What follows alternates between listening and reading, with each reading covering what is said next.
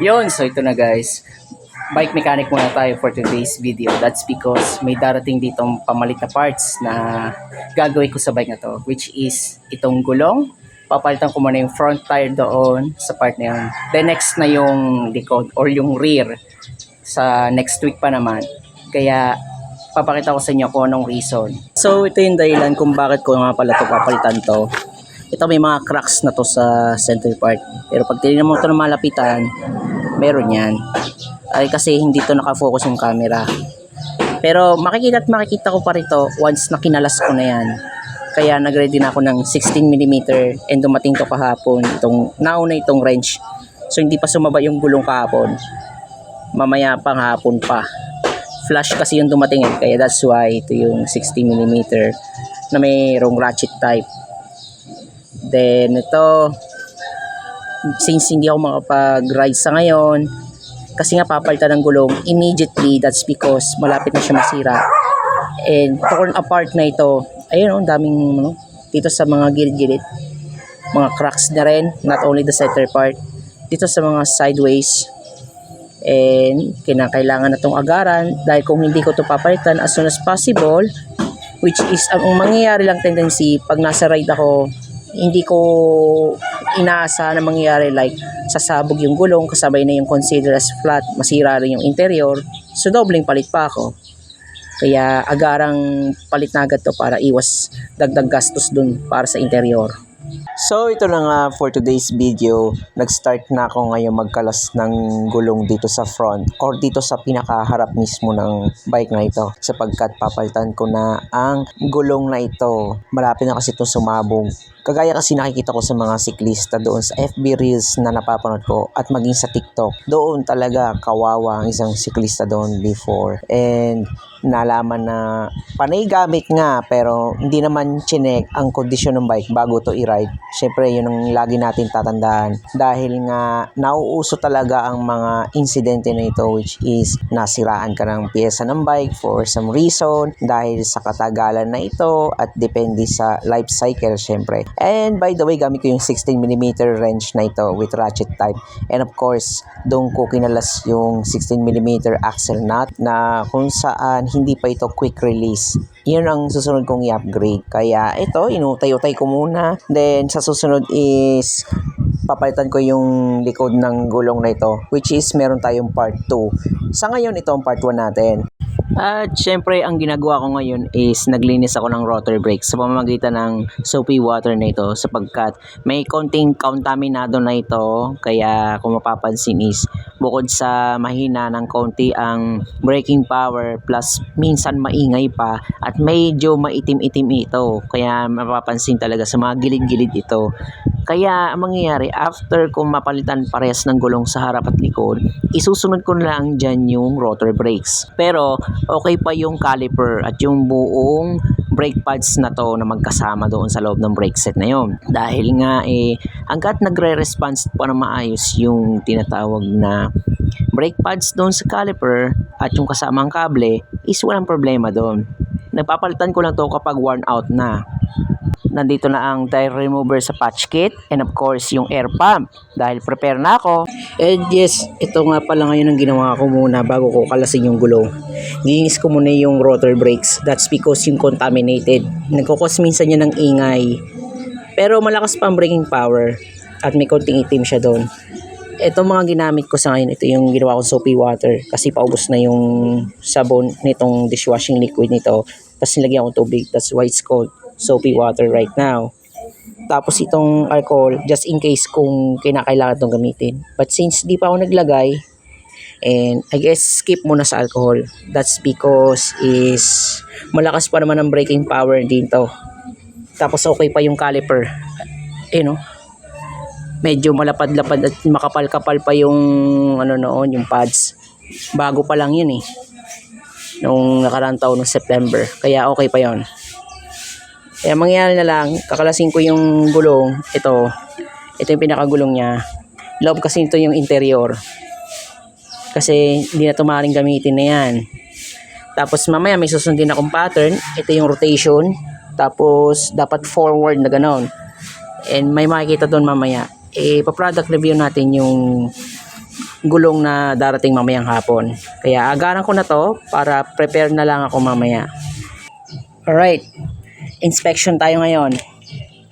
Okay, okay pa yung rim tape niya. Ito yung ring tape ng non-tubeless. Pag sinabi nating non-tubeless, yung hindi gano'ng malapad-lapad yung ganitong itsura ng rim na ito, itong pinakaloob.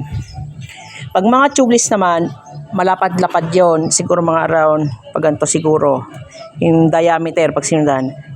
Ayan o, makikita sa kamay ko. Ayan o. Pag mga non-tubeless, ganto-ganto lang yan. Maiksi. Pag medyo malapad yon, sa diameter, ganto siya. Tapos, nilagyan nyo ng different rim tape. Yung kalay double-sided o kung ano man yun. May nabibili doon online eh. Yung ganong rim tape na pang tubeless and non-tubeless. Since ito yung non-tubeless type, mostly gawa to sa PVC. Yan, kung makikita nyo, napakasimple. 27.5. Yan o, okay pa naman siya. Wala akong nakitang butas. Ayun, wala pang butas dun sa part ng PVC type ng ayos pa. Okay, balik tayo dun sa proseso na ginagawa natin. Ang tinatanggal ko ngayon ang lumang gulong na to, which is CST Jet. Magkano dun sa Shopee ang nakikita ko, for example, is around almost 900 pesos ang isang pares noon. Yun na yun, 2 piraso, isang pares. Sa tingin ko, mga around 450 pesos ang isang piraso. Tapos, depende pa sa lalagyan mo. Kaya ito na, inspection na tayo. Okay, base sa inspection, ayos pa tong rayos for now. Ito yung rayos nito. Then, ito yung rim. Okay pa yan. Nandun yung din yung rim tape na PVC type for non-tubeless. Itong interior, or yung inner tube, ayos pa to. Wala namang flats, walang butas, walang sumisingaw. Ito yung puncture proof type pad na nilagay ko nung nakarang taon. Pwede pa tong i-reuse. Kahit ganyan na yung kulay niya. It's for almost a year. It's 9 months na to. Ito ang hindi na to pwede. Kasi may mga, bukod sa pudpud na to, some of them is crack. Ibig sabihin malapit na tong masira. Kahit sabihin may puncture proof tire pad naman at kahit sumabog to, magkakos pa rin siya ng flat even though kasama yung interior. So mas magandang agapan ko na to. Ito. Then wait ko na lang yung gulong mamaya. Alright, so ito na. Unbox na tayo. May unboxing video. Gulong. Amoy bago. Ayos.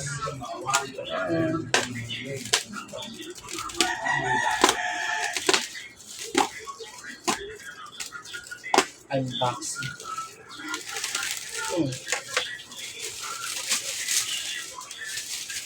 Ayun, ang kapal ng knobs nito. Makapal ang knobs niya.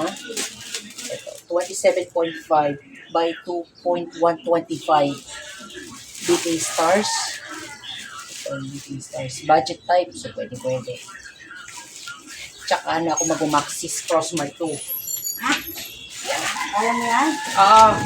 Madali na yan. Kung interior pa lang, nagawa ko noon. Ito pa kaya?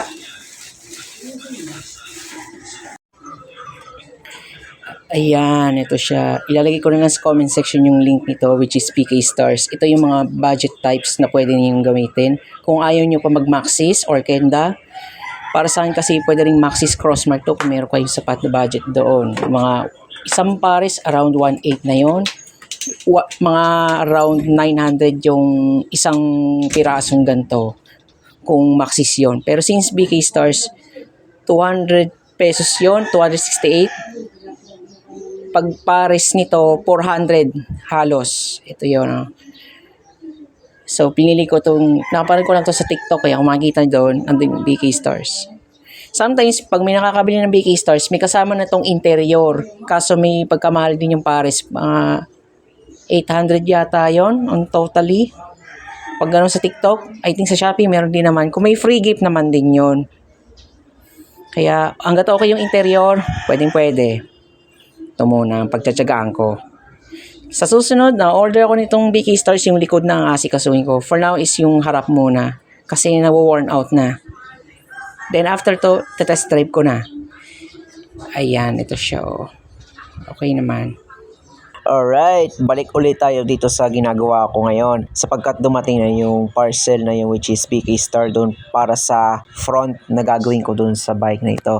Kaya ito, pinagtiyagaan ko na at inaral ko may kung paano pagkabit nito kasi hindi ito basta-basta. At ito palang BK Star sa to is for non-tubeless or standard. So I think hindi siya pwede doon sa mga tubeless ready, doon sa mga rim. Kapag sinabi natin for standard rim lang yan or non-tubeless, pang non-tubeless lang talaga. Kapag mga ang gulong na to ay incompatible naman sa tubeless ready is pang tubeless ready. Pero pwede rin naman siya sa standard na non-tubeless rim. Pero ito'y depende na lang yun kung saan nagkakasya yung gap which is itong pangkapit niya. Ano? Kaya kung mapapansin, yung tubeless ready ay pwede sa non-tubeless. Gaya na lang example ng Continental at saka isang Maxxis. For example, kumuha ko ng Crossmark 2. Kaya may mga label talaga yun kagaya sa Maxxis. May papapansin kayo doon na nakalagay is nandoon yung tinatawag na tubeless ready. Or kahit kumuha po kayo ng Maxxis Space, pwede rin to sa non-tubeless, tapos pwede sa tubeless naman yun. Kaya tinetake review ko pa yung mga sample ng gulong para malaman ko kung ano mga compatibility. That's for sure, iwas pagkakamali talaga. Sa mga bike shops kasi, mga pamaraang mga Pilipino talaga. Kaya marunong sila gumawa ng paraan. For example, nagkamali ka ng binili ng gulong is naka-tubeless ready tapos hindi pala tubeless yung iyong rim. So pwede rin naman yun. As long as magkakasya yun dun yung rim dun standard but sometimes yung interior ang kailangan natin doon kapag non-tubeless ang ginamit mo dun sa rim tapos Maxxis Crossmark 2 or any kind of Maxxis kagaya ng Maxxis Space, Maxxis Icon. Pero itong BK Stars for ano lang to, non-tubeless lang talaga yan. Kaya pag bumili kayo sa online, sometimes may kasama na siyang tinatawag na interior itself like yung free gift. Sometimes nga pag bumili kayo na may kasamang isang buong pares ng mga tube, inner tube na ito or yung interior, sometimes 800 pesos yon. Kaya mapapansin, yan dun yung different ng price. Pero pag bumili naman kayo ng isang pares ng gulong lang pero walang kasamang inner tube, siguro around almost 500. Kaya ang binili ko isa lang muna kasi utay-utayin ko hanggat okay pa yung likod. Oo. Kaya pagtsatsagaan ko maigi. And so ito na, natapos ko na tong bomba ng bagong gulong na ito. Okay, nakabit ko na yung puncture-proof tie pad, interior, tapos bagong gulong, tapos properly seated pa. At nung nabombahan, tamang-tama ang sukat ng PSI na sinet ko sa 60. And ito, binalik ko na yung axle nuts doon. Then after that, may palit ng gulong at saka yung rotor brakes. Susunod ko na dyan yung rayos at yung buong hubs na lalagay ko is Ragusa R200. Then sa group set na gagawin ko is naka 3x8 na. Alright, inspection ulit tayo ng bike. Okay, so ito na ang changes ngayon. BK Stars, ito na. Tapos itong label is nakalagay 27.5 by 2.1.25. So that means kasya naman dito sa non-tubeless. Actually, itong BK Stars na to is pwede rin to sa non-tubeless type at sa mga tubeless type. Lalo na kung ang rim ay mga tubeless ready. Ito naman ay both compatible naman dito. Kaya nung akala ko kanina hindi pumasok yun, yung pala may hangin pa pala yung konti nung aking interior, kaya binawasan ko muna ng hangin para mas pasok tong pinaka pangkapit noon. Kaya ito, kumapit siya at maganda yung pagkagawa sa kanya. Yung kanyang knobs bagong-bago, amoy goma pa nga, kaya amoy bago. Tapos dito, sinundan ko yung pattern kung nasan yung direction. Yan, bibilis ito mamaya kasi nga, ito yung naka-forward, yung ganito, sa center knob. Tapos dito sa ayun ang direction. Oh. Tama, yan ang forward. Kaya sa mga baguhan na siklista na nagsusubok maging mekaniko na kahit DIY man lang, huwag kayong masyadong excited pag first time yung magkakabit ng ganitong gulong. Titingnan nyo muna yung label. May label yung direction kung saan dapat tatapat. At dapat hindi kayo magkakamali rito. Neither hindi dapat magkabaliktad. Kasi kaya palang tataka yung iba, bakit ang bagal ng takbo kahit bagong bili? Yung pala, hindi sinunod ito na dapat ito ay forward at bumabaliktad pa. Tapos yung label ng BK Stars, imbis dito sa kanan, napunta sa kaliwa. Bumabaliktad, hindi na uulit ka from the start. Ayan, makikita dito. Ayan o. So, akin sinunod ko ng tama. Binasi ko yung sa center knob at yung direction na nandun sa likod. yung pinakakaliwa. Tapos itong BK Stars logo dapat sa kanan. At ang paglagay nito, pwede, tapat na tapat din to. Pero mas maganda kung fully centered dun. Pero okay na yan. As long as natapatan ng tama. Pwede na itong i-test drive. Okay, so ito na ang ganda ng bike na to sa front. Susunod ko na yung likod. Kaya test drive na tayo ngayon sa SM. And of course, ako ngayon ang magdadrive ng bike na yan. Kaya syempre, malalaman ko sa experiment na to kung gaano nga ba to kabilis ngayon at gaano to ka-agresibo. Okay, so ito na. Nandito ako ngayon sa SM City sa Totomas. Dito ako nag-iikot. Kaya dito ako mag-test drive ngayon and let's see how it goes kung ano ang changes dito sa bike na to. Ito ang matatawag kong experiment. So, ito yung gulong na gamit ko yung BK Stars ngayon dun sa may front. Then, sa susunod, meron na tayong part 2 na gagawin. Kaya, ang mangyayari dito, ito yung part 1 natin. Kaya, susubukan ko itong i-test drive mga siguro isang ikot muna para malaman ang difference. And, gaano pa siya ka-aggressive ngayon compared dun sa dating ito from CST Jet. And also, yung tinatawag na braking power. Doon ko malalaman kung nagbago pa ang response ng braking power ngayon sa pamamagitan ng pag-press ko ng brake doon sa bandang kaliwa, which is ito yung sa front. So, testingin natin kung gaano kabilis ito at gaano ka-aggressive. Okay, ito na. Nasa 1/7 ako ngayon sa gearing. Okay, not so much bad naman dito. Aggressive siya, so tamang aggressive lang to. Pero yung umuugong na yun, yung galing yung sa mudguard ko yun. Medyo inabutan to ng knobs nito doon sa mudguard ko, kaya okay lang ang tunog. Pero as usual, narinig ko pa rin yung tamang ugong ng tunog noon. Mas lumakas ang ugong ng konti. Kasi bago na yung gulong yan. Compared dun sa dati na napudpud na nga, hindi ko marinig yung aggressive nung yung kapit nung knobs dun sa gulong. Ito siya yun. Okay naman. Okay, susubukan ko mag-shifting ngayon sa second gear dun sa front derailleur. Ito na. Ito yun, naka-second gear na. Oh, so, mas naging aggressive yung bilis niya. Okay naman siya for budget meal sa mga baguhan dyan na gustong magtipid at ayaw ng maxi sagad or yung kenda. So, dito muna kayo sa BK Stars as of now. Ang lifespan na tumatagal to around mga 3 to 5 years yun. So, pwede nating palitan to once nito faded na yung knobs doon sa center at nagkaroon ng cracks. As usual, kasi masama yung may cracks doon. Normally, what happens is sasabog yung gulong mismo. So, hindi ito mamalayan. Pag nag-long ride, sasabog ang gulong. Consider as flat. Ayun, kung makikita yun. So, nandito ako sa bike lane. So far, so good. Maganda. So, ako mag-brakes ngayon. Okay. Maganda yung aggressive ng brakes niya. Hindi siya sobrang lakas ng braking power, pero okay naman yung difference niya.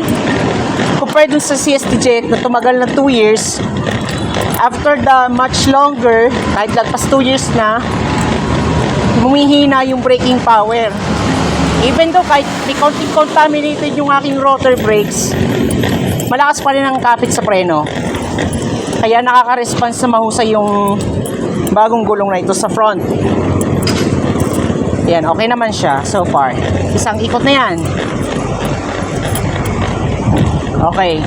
Try ko mag-brakes ngayon gamit yung sa front lang. Okay, tawid na. Maganda ang kapit ng knobs so far. Okay. Sa intersection sa likod, try ko naman mag-gearing ng third gear doon sa front derailleur. Habang ito ay nasa max speed ng 7 speed. Ay, dinig ko naman siya na sobra. Kahit may maugong naman sa mudguard.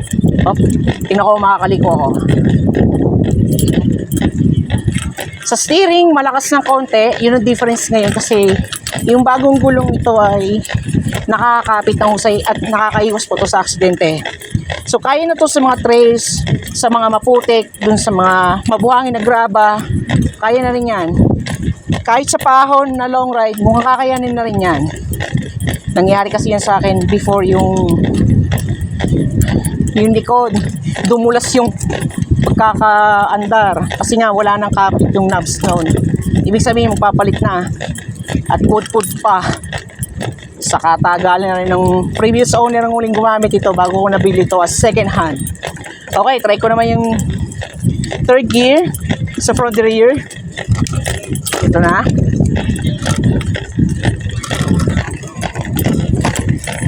Okay, lapit ko ng konti ha. Yan. Na.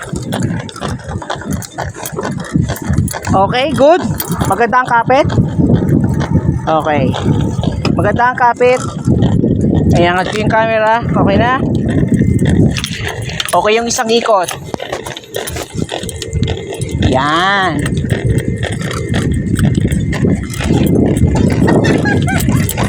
Sa isang ikot, good na yan.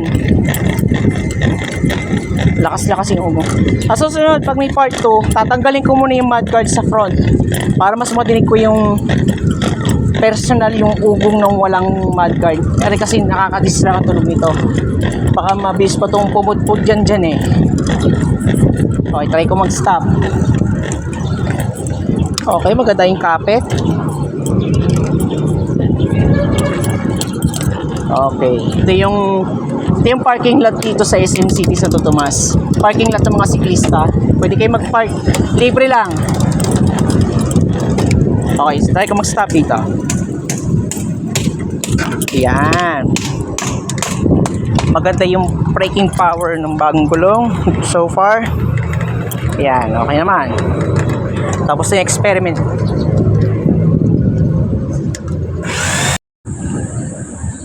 Okay, so nandito ako ngayon sa parking lot ng SM City Santo Tomas. Dito sa mga park ng cyclist. Ayan yung parking lot ng mga bikes. Nung chinek ko yung gulong, maganda ang aggressive niya. Pero may kaunting bagal pa ako nung sinagad ko yung maximum power ko sa bilis. Dahil nga, itong rear ng gulong, need ko pa tong palitan. At yun yung napudpud na rin. May kaunting cracks na rin sa side knobs. Compared dun sa front yung kanina dun sa luma. Kasi nga, mas delikado na yung cracks nun compared sa likod. Pero since ito na napapalitan ko sa next week, magkakaroon tayo ng part 2 sa mechanic life, itong buhay mekaniko. Ayan na. Ito yung part 1 pa lang naman to ngayon. May kaunting bagal pero aggressive is good naman siya sa braking, good sa acceleration. Kaunting bagal pa kasi likod pa. Ayan. Tapos na ako sa 5 laps at naka-record pa to sa Strava. Ayan, so ito, nandito na ako sa SM City Santo Tomas. Papasok ako doon sa loob kasi meron tong water station doon. Inom lang ako ng tubig. Napagod ako sa 5 laps ko. Tinesting ko yung experiment doon sa mountain bike ko kasi nga, nagpalit nga ako ng gulong. At dahil wala akong rides sa ngayon, kasi nga, syempre, for today's video, isang mekaniko muna, mechanic life. Nung nag-start ako sa pagsisiklista, napasabay na rin pagiging mekaniko. Kaya habang tumatagal, mas natututo akong mag-repair at mag-maintenance ng bike on my own. Then, pag nautay ko, na-master ko yung experience ng pagiging mechanic ng bike, doon ko isa-sideline yung gagawin ko sa pag-maintenance ng bike. Kagaya doon sa mga ibang siklista na ginagawa ko. Kagaya ni Kabike Burst, ayan, kagaya ni Andy Upgrade, at yung iba pang mga influencers dyan, shoutout sa kanila. Kaya sa tuwing nakikita ko ito, napapanood ko yung kanilang mga vlog nila. Okay, yung binili kong BK Stars na gulong, lalagay ko na lang dyan sa description below. At ganoon din sa comment section kung saan ko binili yun. And kung gusto nyo sa TikTok, lalagay ko na rin yan dyan. And you can check out my Strava activity. Meron din akong Strava account. Nandun din sa comment section. And of course, yung social media, ma-upload din natin ngayon yan. Yung vlog na to. Then, abangan ng part 2. Magkakaroon to ng part 2 kasi papalitan pa yung likod ng gulong. Ayan. So, see you on part 2.